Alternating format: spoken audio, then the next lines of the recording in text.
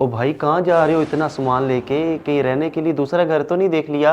वो ना मेरा दोस्त हर साल रायवंड इज्तिमा में जाता है। इस बार उसने मुझे भी दावत दी, तो मैंने सोचा मैं भी चला जाता हूँ। अच्छा, वही दोस्त जो हर वक्त बिद्दत के फतवे लगाता रहता है। अब खुद भी बिद्दत करने जा रहा हो, साथ में तुम्हें भी शामिल कर लिया। बिद्दत?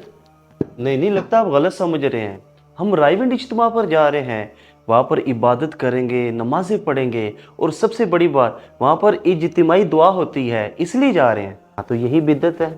क्या हजूर या हजूर के सहाबा से ये ऐसा इज्तिमा करना साबित है? क्या हजूर या हजूर के सहाबा से इज्तिमाई तौर पर कोई ख़ास मकाम मुतय्यन कर कर दुआ के लिए लोगों को बुलाना, क्या ये साबित है? नहीं, ऐसा तो कोई वाक़या नहीं सुना। लेकिन इसमें गलती क्या है? हम तो सिर्फ इबादत के लिए जा रहे हैं। प्रॉपर दलील दे मुझे, क्योंकि हम जब हुजूर का मिलाद मनाते हैं तो हमसे दलीलें मांगते हैं। बताओ किस सहाबी ने मिलाद मनाया, मुझे दलील चाहिए इस इज्तिमा के लिए। और दूसरी बात, आप कह रहे हैं कि हम वहाँ पर दुआ के लिए जा रहे हैं।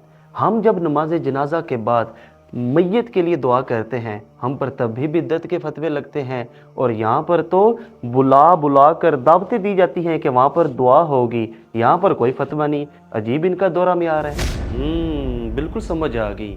अगर हजूर के मिलाद को गलत कहते हैं तो इसको भी गलत कहना चाहिए, और अगर ये सही है तो वो भी सही है।